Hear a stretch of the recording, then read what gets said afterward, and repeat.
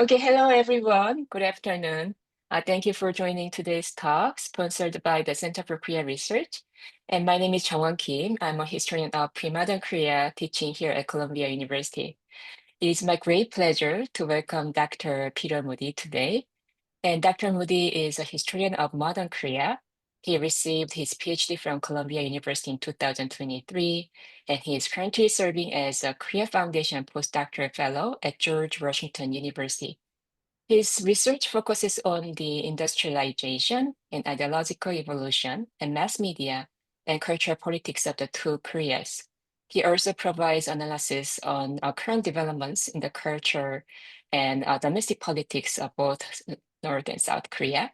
And he has been interviewed by major media outlets, including BBC World News and the Wall Street Journal. And he's also a regular contributor to NK News. And Dr. Moody has published extensively in major journals and edited volumes, and he's currently working on his book manuscript project titled Mobilizing Musicians and the Making of North Korea. And this very important book explores the experiences of North Korean musical figures who sought to navigate the tension between artistic expression and political demands. Today, he'll speak on North Korea and the cultural politics of survivor. So after the talk, we have a brief Q&A session, and please use the raise hand function to ask a question, or you can type your questions in the chat box at any point during the talk or Q&A, and I'll be moderating the Q&A session. So please join me in welcoming Dr. Moody. All right, thank you so much, Professor Kim, for that wonderful introduction. I really appreciate your words, and thank you, all of you, for joining me today. I am going to start my presentation with a song that every North Korean child learns when they are very young, so that it stays with them throughout their entire lives. I suppose it's similar to the ABCs in that respect, even if it's not about an alphabet. The song is called Nothing to Envy. 우리 목불자 그 어디 있으랴 나는 무섭지 않는지 백두의 녹슬이여 빛나는 대적을 두려워하라 우리의 아버지 힘을 쏟으니 우리의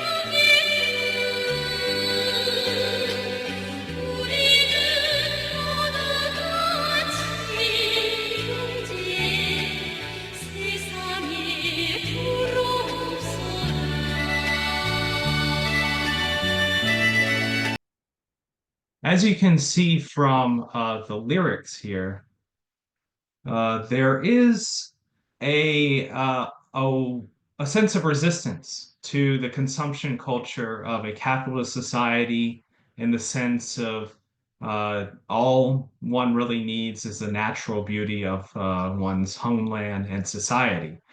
On the other hand, from the visual elements of the video that you just saw, there is the association of the North Korean regime with shots of material abundance, from the amusement parks and to the gifts for children, directly from the leader in some cases.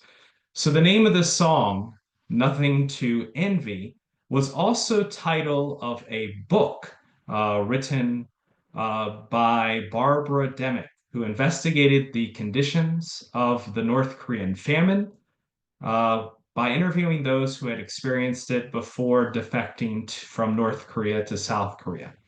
And this is a very interesting passage from the book that references the song directly. It says, in 1998, when the North Korean economy was at its worst, there was a group of homeless children who were performing to get money for food. One boy, about 7 years old, sang. His tiny body was lost in the folds of an adult-sized factory uniform, but his voice had the resonance of a much older person. He squeezed his eyes shut and belted the song Nothing to Envy, filling the platform with its power. And this is the part that the defector remembers. Even if a sea of fire comes toward us, sweet children do not need to be afraid. Our Father is here. We have nothing to envy. So, uh, clearly, there is an irony here. A child experiencing the worst of the famine, literally singing about how much he has nothing to envy. And despite that, the power of the music and the song itself is aiding in his survival, both as a street performer. The defector says that he gave some money to the child for singing, but also in giving him strength to endure the physical strains that hunger has placed on him.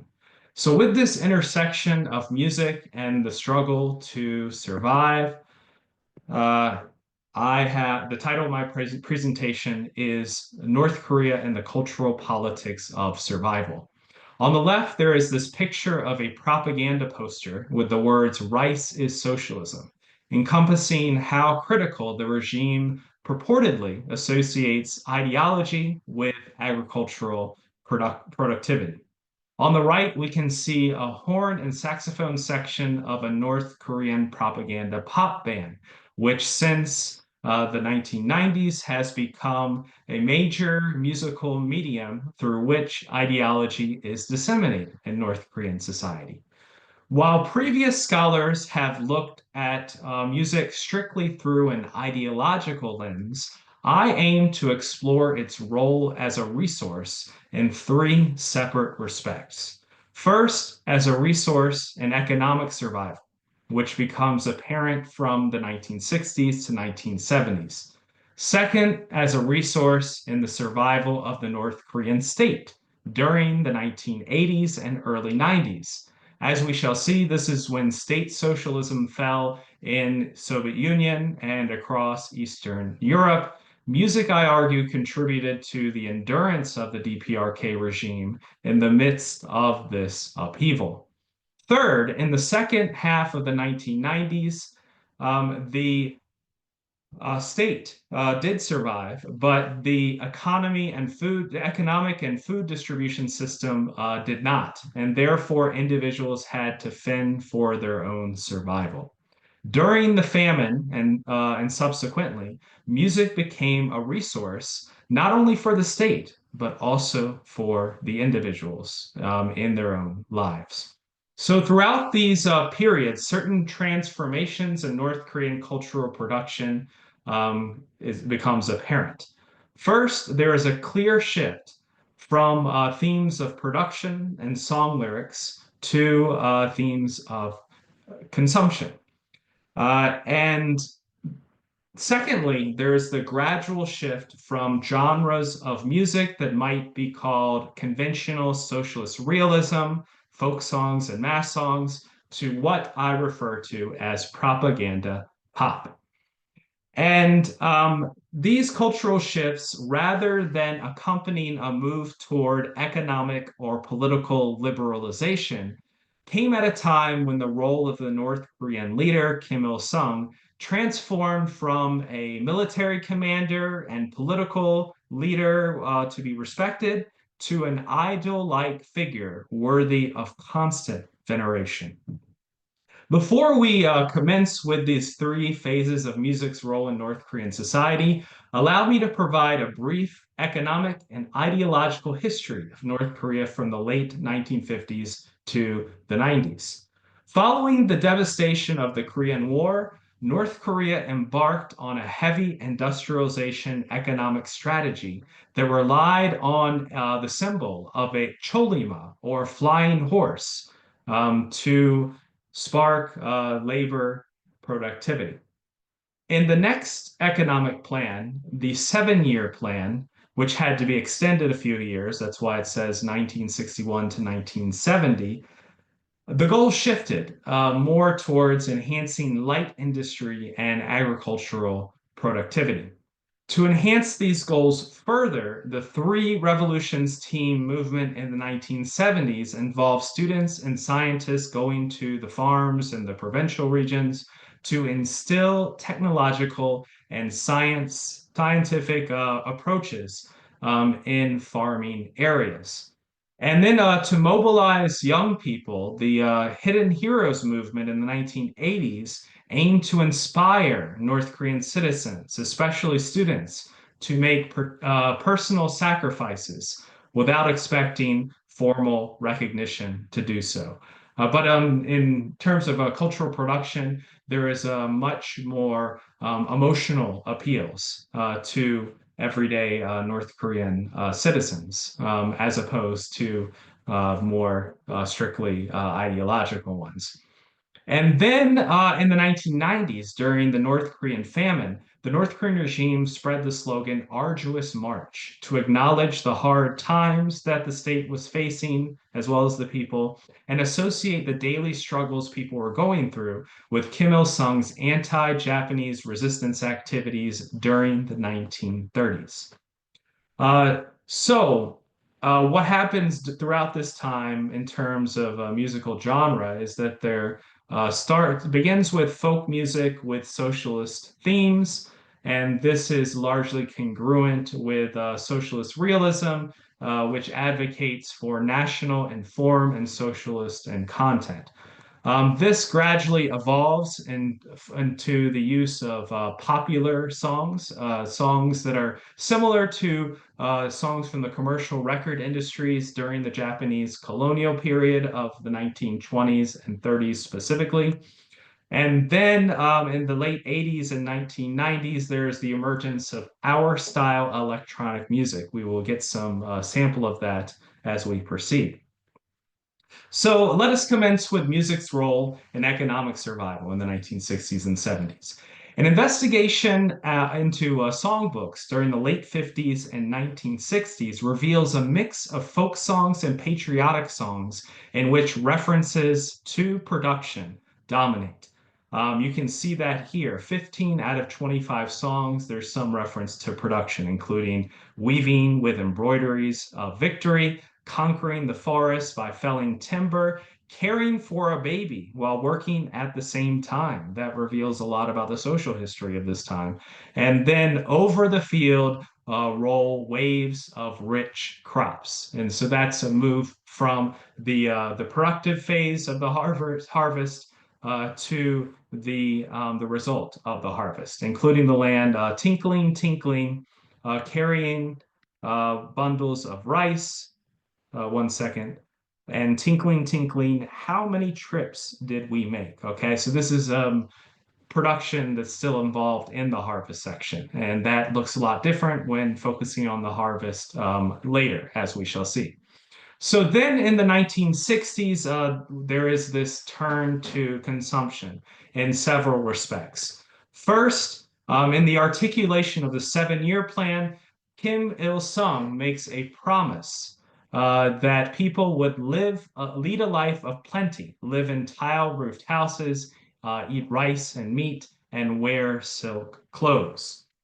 And then there's also a custom that becomes much more prevalent of the leaders granting presents. And this takes place on special days and to special individuals in exchange for their loyalty to the leader and or the state.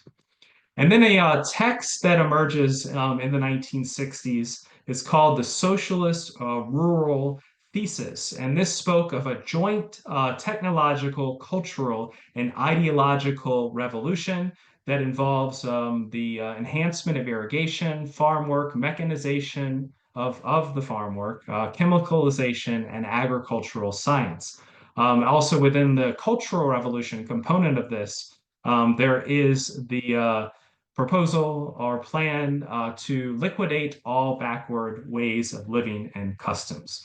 And so you can see once again, there's a signaling of upgrades in material conditions as well as production goals. And then finally, what we shall see right after this is a lyrical change from themes of production to themes of consumption and distribution. So, to glorify the state's distribution system, there was the release of a song by a men's quartet called Where Will He Use All of This Distribution? And you can see in the lyrics that plain rice, gluttonous rice, 13.7 tons of it together, even with a bundle of money. At the same time, even within songs, there was a transformation of lyrics. So in the late 1950s, early 1960s, you see references to production, such as You and I Work Like 10 Hands in the song called Onghea, which was previously a folk song, even before North Korea started. And then in another one, in the same respect, you see the new road of the cooperative has opened up for further work to take place. And following the socialist rule theses and the launch of the 7-year plan, you see looking at the field. Okay, that's not exactly working. Okay, it's admiring the results of the harvest. A golden wave surges. Year of great harvest. Hearing the sound of the farming village. Again, that's passive. It's not engaging in work. And then, probably most precisely, every home's rice jar is filled to the brim.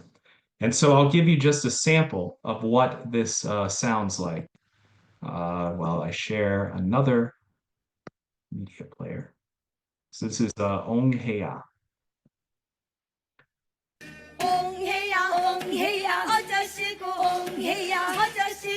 So this is before North Korea. The video was taken later, but this is how it sounded like in its folk version.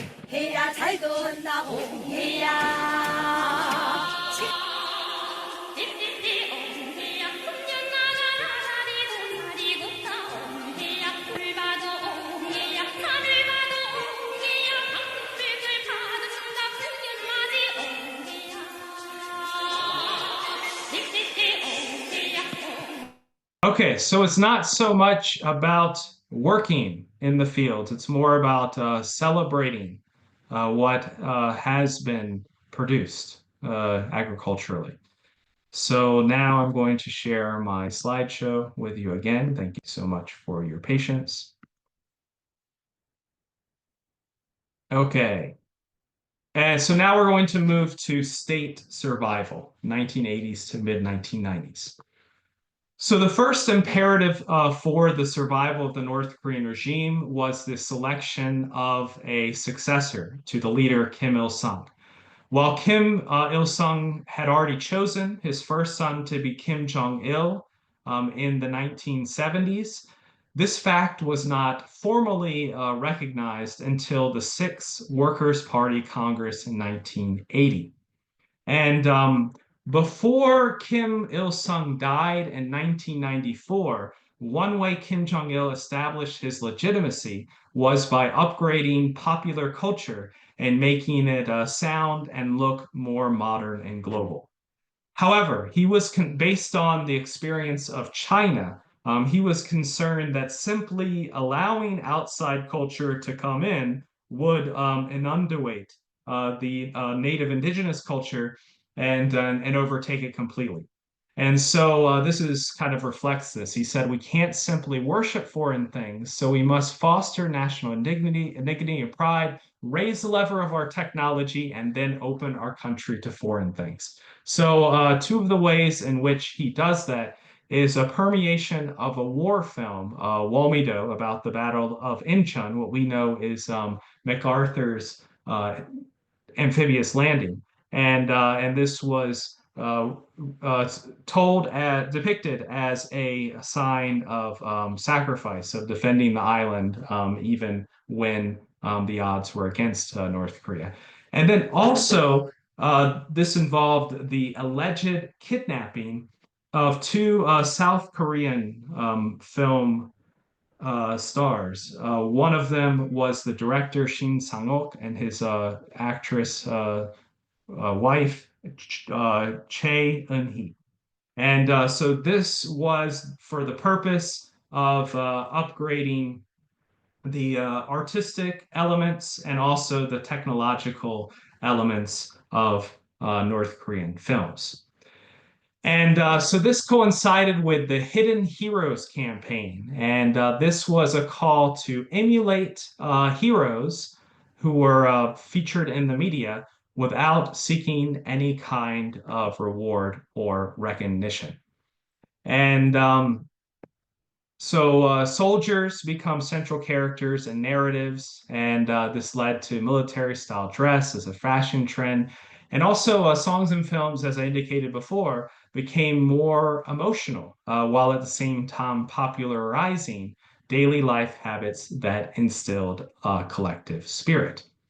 Okay, so moving on to the next slide. Then in 1985, there was an unofficial training session of some North Korean film composers and musicians in Nagoya. This included with a musician, Ryuichi Sakamoto, from the band Yellow Magic Orchestra. And so it was just a summer training session, but North Korean composers brought with them both visual and musical elements on how to appropriate pop music for ideological purposes. As you can see, the band in North Korea that came later, the Pochumbo Electronic Ensemble, artistically was inspired or influenced by the Yellow Magic Orchestra, even though they were an avant-garde band. And we'll hear some of their music in just a second. So, just a few years later, the North Korean newspaper Nodong Shinmun announced the emergence of our style electronic music, and so this was framed as filtering out all the noisy and unpleasant characteristics of rock and disco while retaining and enhancing the wholesome aspects. And this was announced in the media. And so specifically, this involved the uh, concerts of Wang Jae-sun Light Music Band and Pochambo Electronic Ensemble. And you can see images of their concert performance and albums right here. So some of their songs in their repertoire included the two songs that we mentioned earlier, Ong Hea and Ballad of New Gosan. One of the reasons why Kim Jong-il was interested in appropriating some songs and styles from styles more so than songs from capitalist countries was he thought that young people were losing their sense of heritage. And so he wanted to create these electronic pop versions of old folk songs. So let's hear what that evolution entailed. And this is probably the last video or penultimate video that I will show you. Okay, so here's that song Ong Hea, this is an instrumental version of it that is with a rock band or with organs.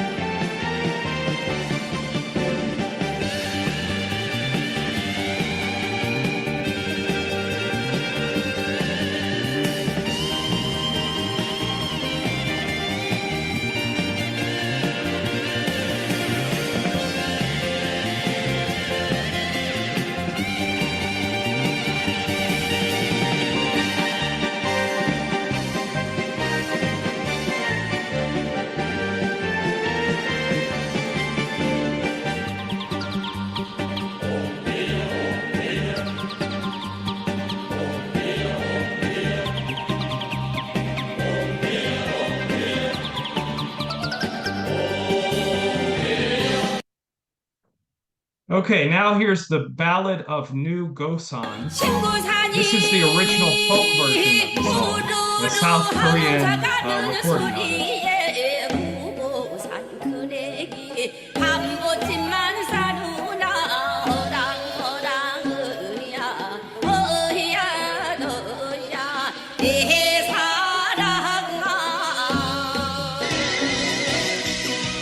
So this is Wang Jae-sun Light Music Band performing in a totally different sense. 그 무슨 소린가 하였더니 동상 마을 처녀들이 으락들 모는 소리세. 오랑오랑 어야 오흐름 마치어라 으락들 모는 소리세.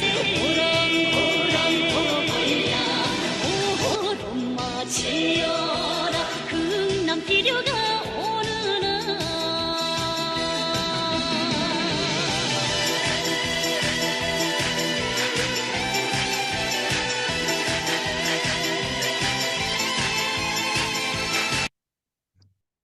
So Kim Jong-il formalized being influenced by other countries' music in his work called On the Art of Music. One part of it says exotic music, so that's music from other cultures, that has been adapted through cultural exchanges with other countries, is assimilated to national music in the course of time, reflecting the nation's emotional requirements and aesthetic taste.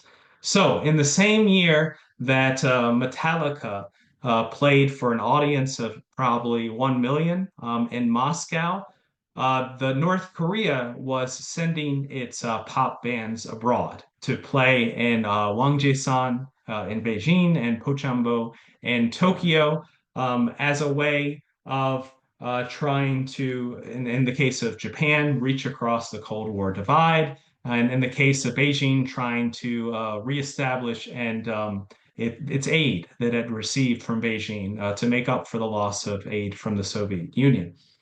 And so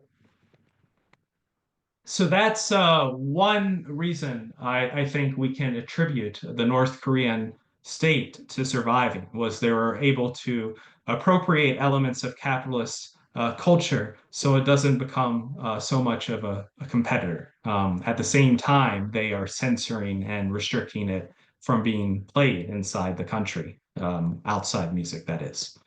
So finally, I would like to move on to individual survival, mid 1990s to 2000s. So the North Korean famine, the times where it was the worst was 1994 to 1998, as you can see from this graph right now. Cereals, rice, and maize production all goes down from 93 to 94 and stays down there and doesn't recover that much since then. So that's something, in a sense, it was a new normal, even if it wasn't as at the worst that it was as it was in 1994. So some contributing factors that are all related to the North Korean famine was the loss of economic support from the Soviet Union. North Korea's heavily industrialized agricultural system had relied on fuel imports. And so the loss of economic support reduced their ability to get fuel so they could run their whole agricultural system. Also, decades of heavy use of chemical fertilizer on the soil made the soil even more arid than it is in North Korea. North Korea already has a shortage of soil that can be used for agricultural, but this made the situation worse. There was also extensive deforestation, which led to erosion, which made North Korea more vulnerable to floods and eventually droughts as well. And finally, when there's floods and droughts, there's, in addition to what we talked about before, there's increased difficulty of growing food. And so there was the complete collapse of the food distribution system, where the state could no longer give people those rations that man was singing about before. So, as a way to deal with the situation of the famine, women, in a sense, became the breadwinners for their family. There were men still had to report to work, even if they weren't getting any food rations for their work, because the state was concerned about them engaging in anti-state organizational activity. However, women were allowed, were actually, it was tolerated for them to a certain extent to sell goods in what was called the Zhang Madang. That's literally the market grounds. It's been translated in some sense as the black market, but it's in a sense semi-official. It's tolerated and regulated even if it's not completely restricted, and the level of restriction evolves over time. And so there's a lot of goods coming in from China. And so at the same time, this is happening within more intangible elements of culture and everyday life are being affected as well. So this is the results of some defector test findings of some defector testimonies that I got from oral histories. One person said the musicians are overvalued. A defector I talked to, she believed that she perceived the musicians were overvalued in DPRK society compared to other people. Mentioned how they were inside air conditioning little glass boxes while they were performing, while everyone else was out working. So that just shows you how essential they were for mobilization, according to the state. And then after 1997, another defector said the government tolerated music private lessons because it had an interest in more people becoming effective transmitters of party propaganda. And so some people, one person that I talked to, she said that she decided to be a private lesson teacher so that she could make more money. And this was related to another finding, which was in the years following the famine, the military was in particular need of capable accordion players. So the military was taking over a lot of roles of kind of recovery from the famine, public works projects. And so capable accordion players were in big demand, and that created a demand for private lesson instructors, which the state tolerated in a similar sense that they tolerated the Zhangmadang. And then finally, someone said the state's, despite all of this, the state's music politics has a weak relationship with the music economy of daily life, which cannot be fully controlled. Okay. So in this case, it's the buying and selling of music expertise, which this defector perceived that the state only had limited control over. So, what does this term music politics refer to? So, as part of the way to signal a coming out of the famine period, Kim Jong Il announced the start or launch of what he called music politics, that he frames as a way to overcome adversity and embrace hope about the future.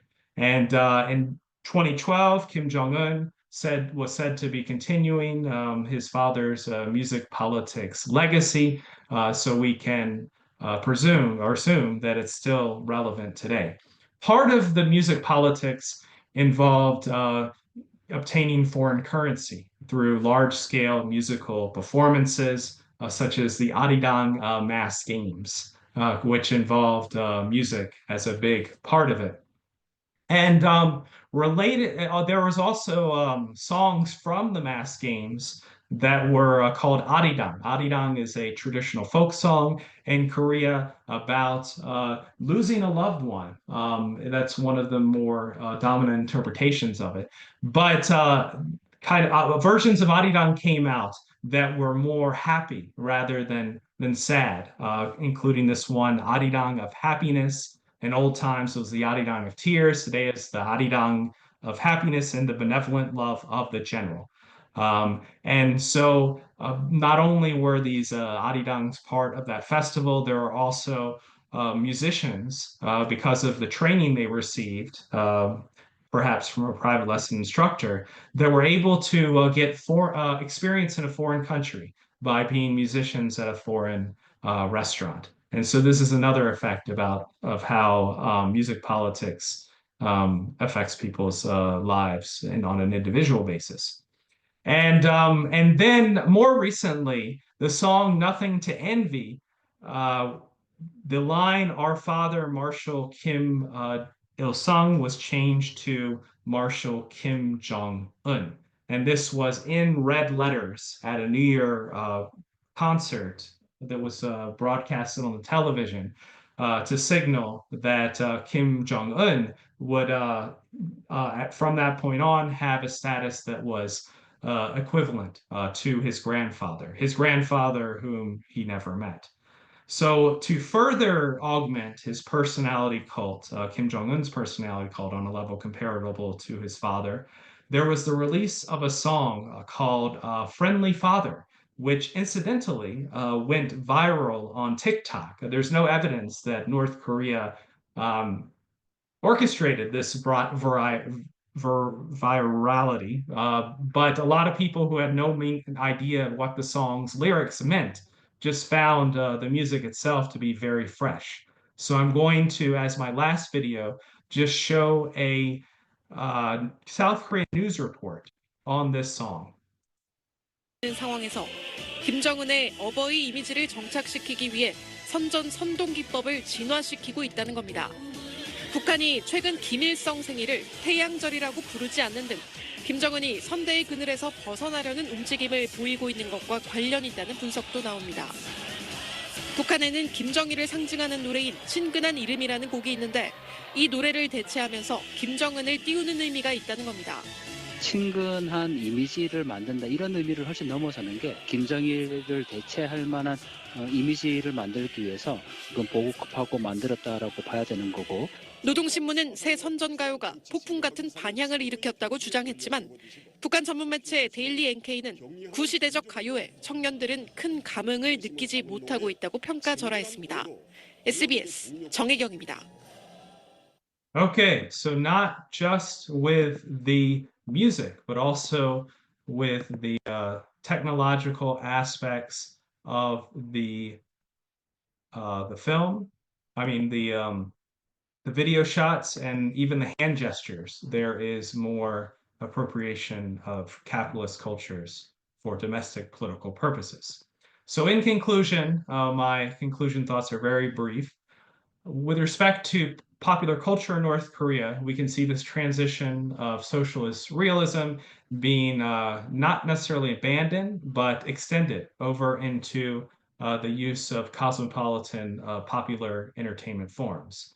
And then this material aspect of the lyrics conveys a mix of materialist and ideological incentives in propaganda. And then finally, also the mix of the cosmopolitan national form shows that there has been some reduction of isolation culturally, even if indirectly. And then finally, when we look at music as a resource for survival, it's important to look at it on the state level as well as the individual level. All right, that concludes my presentation. I'm happy to answer any questions that you have. Thank you, Dr. Moody, for your fascinating talk. So we have a lot of questions actually coming in, and I'll start with the first question from Hattie Lee. So thanks so much, Dr. Moody. Can you tell us a bit more about what the noisy elements filtered out from rock music were? I asked because the onghae, a sample from Buchombo you showed us, for example, seemed highly derivative of American rock with guitar shredding section, etc. at that time. Also related to this question, I'm curious about as to how musical independence was linked to the Juche ideology. Okay, so you talked about the influence of rock. She asked about the influence of rock specifically, not rap, Yeah. right? Just rock. Yeah, rock. Okay. All right. So the influence of rock, I think, traces back to that unofficial training session in 1985. So this was a member of Yellow Magic Orchestra who was a very prolific film composer, but he also was a rock musician. And so North Korea had already obtained electric keyboards or organs, which it calls the electone. That was a brand of Japanese of keyboards from Japan, and or electric organs specifically. And so the guitar was something that was considered novel and along the same lines. I mean, it's something that's very technologically advanced, which corresponds to what North Korea was trying to do with agriculture, technologically advance it. And but they were able to give it a new, different connotation. Okay, instead of being about freedom of on the individual level, it became more about celebration and being able to sound modern and contemporary while retaining some indigenous characteristics. Now, the influence of rock has continued, particularly during the Kim Jong-un period. The Moran Bong Band released a song. I mean, they are a rock band in a sense, but they released a song called Tan Sume, so without a break, and that they had a electric strings plus rock band instrumental version of that song. And it reminded me a lot. I don't know if anyone's familiar with a Trans-Siberian Orchestra. And they did the Carol of the Bells, the rock version of Carol of the Bells. So it's very similar to that. The string version sounds almost like Vivaldi's Four Seasons, but they have like the bass solo, guitar solo for that.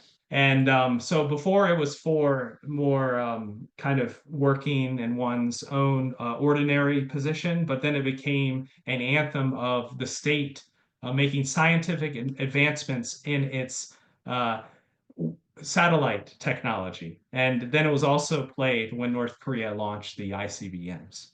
And so you see uh, rock music being used for state nationalism. And attesting to that, last year there was kind of like where Jimi Hendrix did the national anthem on electric guitar, a very heavy rock version of it. North Korea did the same thing. And it was maybe it was one of the holidays in the fall, maybe the Workers' Day anniversary, the anniversary of the Workers' Party. So rock remains influential. Bands, usually of women, go out to industrial sites and play with electric guitars and drum sets.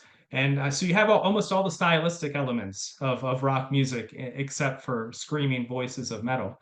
But it's just tailored to a particular purpose, which is state nationalism or labor mobilization in a local area. Oh, as for music independence, let me say just quickly related to Juche. So Juche, in the context of music, relates to being influenced by other countries stylistically, but still retaining some aspects of indigenous culture. An example of that is what's called the Juche voice. The Juche voice sounds a lot like bel canto opera music, and that's acknowledged. However, by people who have learned it. However, it still retains Korean indigenous Korean ornamentation in the vocal style, as well as Korean pronunciation, which may sound unnatural when you're singing bel canto music to actually try to sing it the way it's also spoken. Uh, but I think that reveals a larger dimension of Juche ideology that we don't really stress enough, that it's not just ethnic nationalism, right? It's a way to uh, still retain indigenous qualities in a world that's from the North Koreans' perspective is under perhaps American imperialist domination. So instead of running away from that, you embrace it selectively. Okay, thank you so much. So I want to move to the next question because we have so many ones. From Junhe Zhang. So I have a question about the transition of songs focus from production to consumption. The material abundance as claimed in the songs surely deviate from reality. So how did the general population of North Korea respond to such deviation? So I haven't talked to too many defectors that were around at the time of this turn to consumption in the 1960s. So we can only speculate based on what we know about what motivates people. And we can just kind of hypothesize uh, based on what people may anticipate from a reward. And also, but while keeping the political history of North Korea in mind. So, in my mind, when in order for me to work hard, I mean, I still am very intrinsically motivated in what I do, but I think this average person is more motivated on what they can receive at the end of a hard work or labor, rather than just the grueling aspect of it itself, particularly when it involves manual labor.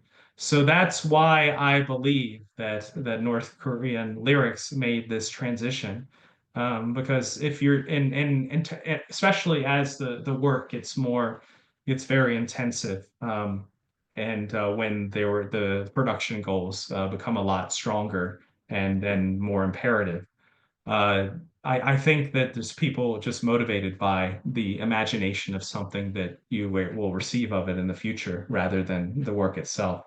But also, uh, I think that as I showed in there, North Korea was trying to use ideas of material abundance and consumption as a legitimacy strategy. And this was also at the time when Kim Il-sung faced his last significant challenge to his leadership from a member within his guerrilla faction, Pak Geum-chul, that believed that he was more worthy of being a successor than Kim Il Sung's brother, who was initially considered as the successor. And so once that challenge was brought down, the leadership needed a way to uh, effectively connect people's hearts and minds with the regime and Kim Il Sung itself. And so I believe that's what the motivation was for this turn to consumption in the sense of everything you receive and consume is thanks to the leader. That was the goal.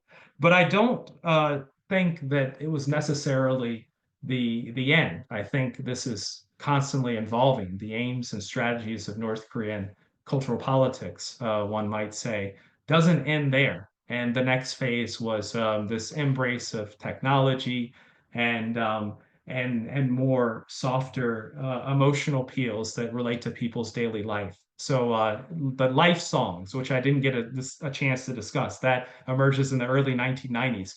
The ideological component was reduced significantly, and people's daily experiences with love and relationship were emphasized more. And so that was a way of relating people to kind of align their loyalties with the state in a less direct way.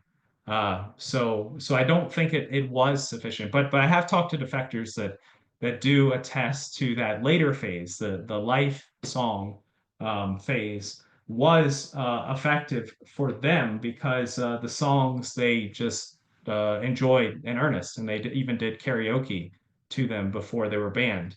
But even though they had popular resonance, the regime probably shifted again because they weren't aligned enough with the state agenda in a direct way.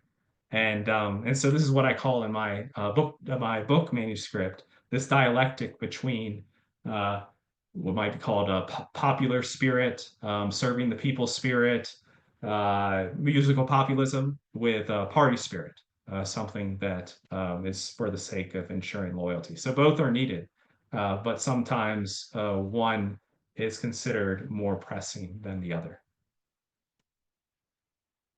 Okay, thank you so much. I think we have related questions what you just discussed, so I just skip those questions because we have just so many great questions. I probably read this question from Sang-Yun Kim. Since On the Art of Music came out in 1991, right when the Soviet Union collapsed, do you think Kim Jong-il was trying to strengthen North Korea's ideology through music because of those external pressures? Okay. So I do think that he was aiming to strengthen ideology through music in 2000, as North Korea certainly faced a legitimacy crisis during the North Korean famine. And it was really in question whether they would survive as a state. Uh, and I think that's acknowledged because with the official declaration of music politics, um, the uh, the party line or the party message was that music was a way to signal or to spread optimism after going through such a crisis. As for the use of music in the early 1990s, I I think that was part of it. I think more significant, though, was for Kim Jong Il to formalize his role and position as a cultural theoretician, because uh, Kim Il Sung had not died yet, but he was getting very old. And so there needed to be a way of formally designating Kim Jong il's critical role to the state and purportedly to the people. And so the book itself, it's not all, I would argue at least, it's not all original ideas from Kim Jong il. It's kind of a amalgamation of what a number of musicians were talking about in the from the 60s to the 1980s. And so giving Kim Jong-il credit for all of that was important to his legitimacy. Uh, but I also think that a pressing concern was the loyalties, the continued loyalties of younger people who were not alive at the time of an active war mobilization period. Korean War, and later what's sometimes called the Second Korean War, the second half of 1960s, when there were notable skirmishes along the DMZ border, and the population was prepared that war could break out at any moment. And for young people that didn't have that sense of the outside world being a threat, and that's why they needed a strong leadership and a strong state, there needed to be a way to provide buy-in to them or to inspire them, motivate them, and through music was one way to do that. And perhaps the consequence of not just the publication of that text, but the way music was becoming open stylistically was one factor on why North Korea didn't fall, because the youth didn't feel this need to rebel as much. That's something that we can hypothesize, not convincingly prove at this time. But yeah, I don't think the book itself was an attempt to make the regime survive in the fall of the Soviet Union. But I think that it involved uh, thinking about some of these ideas that say socialist regimes had to deal with in advance, kind of anticipating them in advance, and that's why it's significant. Thank you. Thank you so much. I think some of your, answers also answer the questions from like music politics, how it's been influencing those younger generations. So I have to just skip that question from Charles Yun, the excellent question. And Joshua Park actually wrote how he loves the Trans-Siberian Orchestra. So I just want to let you know. Okay, Then yeah, I like them too. I've seen them. I think this question is very interesting from Lauren Bendixson. Have the performances abroad drawn criticism, for example, those in China from organizations such as the UN, particularly due to music in North Korea being used as vehicle for propaganda? Is there some review process these performances go through before international performances? I think there are some related questions to this. Mhm. Okay, so is it a violation of sanctions? That's kind of maybe what the question is getting at, or it may be related to. So I have been to a restaurant, North Korea, where they had these music performances. But the it's hard to find them because some of them have to close suddenly because of uh, regulation, Chinese government regulation, and China may be concerned about them as well because of their concern about perhaps North Korean nationalism and part in Korean dominated areas. Uh, However, in the sense of whether the international community allows them, my understanding is that things related to cultural exchange are not explicitly restricted by the sanctions. However, uh, profiting from that, getting money from that, may be. And that's what puts these North Korean restaurants in a gray area, which may make it harder for them to survive at a business. But as we know, China um, selectively enforces the sanctions or has in the past, and now with Russia saying that they're not going to abide by them at all, as because of being dependent on North Korea for uh, military support and military alliance. I think we can perhaps expect North Korean restaurants to grow for China not seeing a need or reason to enforce them that much either. So I'm not really familiar on what international organizations such as the UN's position on these restaurants are, but not all, I have seen that not all of them are stable, and so they may be struggling from uh, in international organizations challenging them, if not the Chinese government. The question is more about how these, international organizations are actually allowed this music's actually being performed. For example, there's another question about, considering the hostile relations between Japan and the North Korea, how these musical bands are actually allowed to perform in Tokyo. So perhaps you can probably, mention briefly on that. I think the question was actually uh, yeah, Sangmin Han. I believe So that North Korea has been more hostile toward Japan than South Korea. Then how could Kim Jong-il let Buchonbo perform in Tokyo?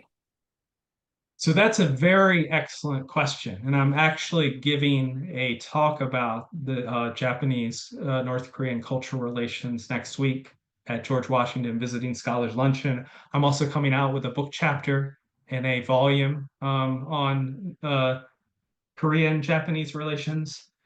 So I think certainly now the prospect of cultural exchange happening in earnest between North Korea and Japan is unlikely. And that is because the uh, issue with abductees of North Korea even admitting that they had abducted a number of Japanese citizens. And since then has not really accounted for all of them to the satisfaction of Japanese people. that sort of prevented this from continuing. And then that was pretty direct when Japan, the Pyongyang Children's and Student Art Troupe was going to perform in 2000, and then the Japanese government refused to allow the officials who were accompanying them into the country.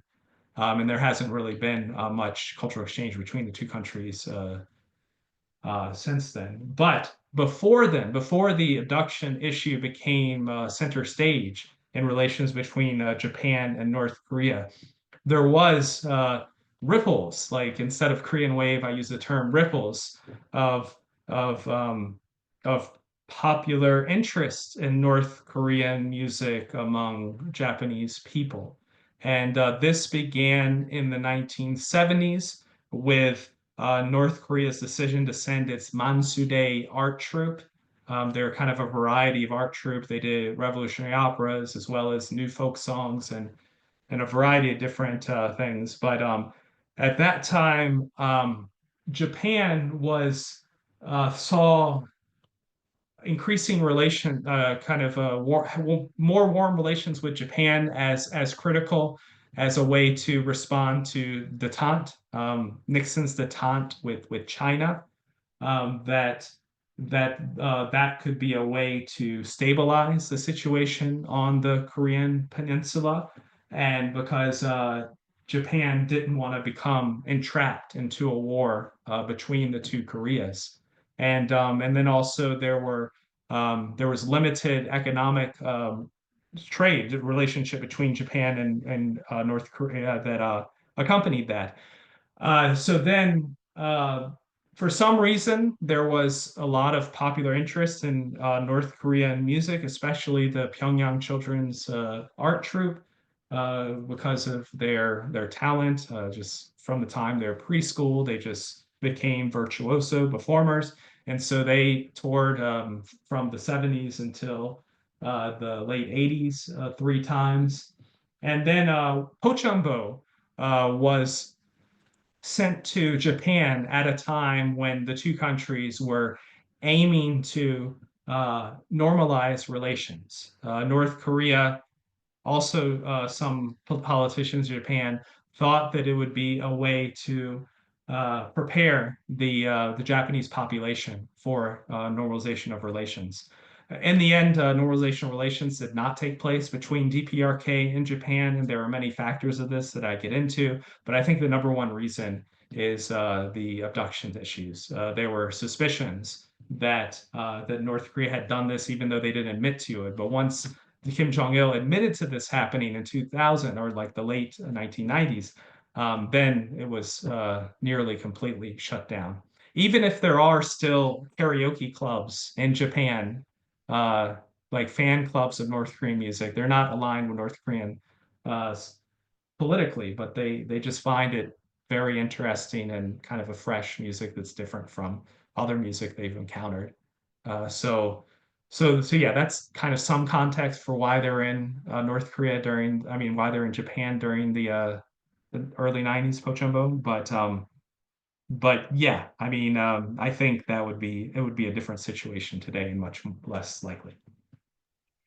Thank you so much. Very good. I think we have a little bit related questions regarding this, North Korea and Japan's kind of relations and the kind of these exchanges. So from James Gee, this is fascinating talk. I'm currently doing a paper on electronic music in South Korea, which becomes prevalent around the same time in the 1960s and 1970s. And it is interesting how in both contexts electronic music is articulated to folk music.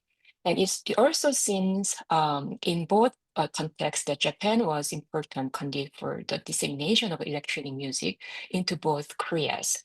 So I'm curious to hear more about the interactions between North Korean and Japanese or Chinese Korean musicians in the popular music context. Okay, so let's see. You mean popular music context in Japan or in relations with North Korea? I don't know if you Right. can say that. I'll Mhm. try to speak to both. I don't know if you Yeah, guess which probably of those really two. briefly because we have Okay. All right, so I'll try to address this question as much as I can. Thank you for pursuing that topic and for asking your question. That's something I'm very interested in, and I would like to know more about. Zainichi musicians were critical in the dissemination of electronic music technology from Japan to North Korea. Uh, when North Korea was trying to uh, reach out economically to the rest of the world in the early 1980s as part of their economic plan, it was very difficult for them to attract much interest other than the Zainichi. And so it was at that time where a lot of televisions as well as keyboards and Japanese brand keyboards came to uh, North Korea. And so also Zainichis have gone to ones that are aligned with North Korea have gone to North Korea to help with recording of North Korean music, and then releasing it on a Japanese company or Zainichi company record in Japan. And so clearly there's this cultural exchange through music technology, both with recording and producing and performing music. And so in some sense that continues. Zainichi Koreans go to North Korea to learn aspects of playing music, and they probably bring with them more advanced ways of playing it. And there was even, he's not Zainichi, but even a heavy metal band drummer, went to from Japan, went to North Korea and taught some school children how to play rock music, and that may have influenced the Moranbong band indirectly. So yes, that's all I can answer right now. But I'd love to hear more. Feel free to email me if you have any additional questions regarding that. Thank you. So, since we don't have enough time, I just probably ask the last question, which is also very, very interesting. Perhaps reflecting what South Korea is experiencing these days with the notion of K-pop. So, this question comes from Sydney Stoller. Thank you for engaging talk. My question is about the rise of K-pop in South Korea and if it has had any effects on the music of North Korea. How do North Koreans view these extremely popular K-pop groups? And can these sort of groups be leveraged by the government to disseminate its message? These groups can be what by the government? Leveraged. Leveraged. Leverage. So can the groups themselves or the Yes. music itself? Probably both, Okay. because the groups are singing for performing. Yeah. So I don't think the groups can be leveraged. There was a concert of South Korean pop musicians in 2018, and including Red Velvet. And perhaps the regime could say, look, we're more cosmopolitan, we're allowing this in, and the people who got to come may have felt interested, even though their face expressions may say otherwise. But as for K-pop influence generally in North Korea, it's certainly not recognized. It's not officially recognized in the same way that exotic music from cultural exchanges can be accepted selectively. The art of music in 1990, not in that respect at all. In fact, consuming K-pop music is punishable by law, and the punishments have grown more severe, which perhaps indicates that they consider it more of a threat, and perhaps by extension that more people are listening to it and interested in it than before. Uh, However, I think that with the North Korean propaganda pop music, there are some clear and some possible influences. The girl group Moran Bong Band, which emerged just shortly after Kim Jong-un became leader. Some people just assume, oh, they're like a K-pop girl group, but that wasn't really the case initially. Initially, they were more influenced by a Chinese band, 12 girls band that played string instruments, but there are more indigenous string instruments rather than Western string instruments. But there's also a British girl group band called Bond, and they played classical music on electronic strings. And their outfits, but also their incorporation of the Western classical tradition into music was very much analogous to what North Korean was doing. However, around I want to say 2015 to 2017, the Moran Bong Band and another rival band called Chongbong Band, they start to gravitate more from just standing and singing to singing and dancing at the same time, which North Korean singers did not really do before. So that kind of a singing and dancing at the same time, I think, is an attempt to leverage K-pop stylistically, even if it's still K-pop itself is still restricted in terms of consuming it directly. And those two bands, they did kind of like a battle, or one would dance and the other would dance again, and so that kind of is reminiscent of group or bands in capitalist countries, certainly South Korea as well. And but more recently, perhaps the post Moranbong era, but Moranbong band doesn't really perform anymore. But later groups, there are interludes that are taken directly from K-pop, at least one instance. And so I think that is very it's something that we'll see more and more of, even though North Korea borrows from other countries' music, not K-pop exclusively. And but I think in terms of what music the young people like I did talk to some defectors who, when he heard K-pop, it just felt like a whole new world. Okay, he listened to it on a PlayStation at the time, which had a USB, so he could like listen to it and then take it out if there was any inspection, take out the USB on the PlayStation. But he and others have indicated that not just K-pop, but South Korean ballads. And sometimes there's a time lag of maybe 5 or 10 years. That's the music that the young people in North Korea really like. The slow, emotional ballads, because I mean they're very emotional. They touch them on a very um, effective level, but also they're not as seen as politically problematic. And in fact, during COVID, North Korea uh, created all these love ballads, but instead of love for a person or someone you've broken up with, it's love for the leader and for the party. But stylistically, they resemble contemporary Chinese ballads as well as South Korean and even adult contemporary music from the United States in the 1990s. And so that's something else that I'm working on in a special issue that will be in Asia Pacific Journal, hopefully soon. So I'll end it there, but if you have any additional questions, please email me. Sorry if my answers went on. I just wanted to answer them as comprehensively as possible. Thank you so much for your interest and for coming. Okay, thank you. Thank you so much. Unfortunately, we are just about out of time. So I want to thank all for your insightful questions. There are actually so many questions I wasn't able to, bring.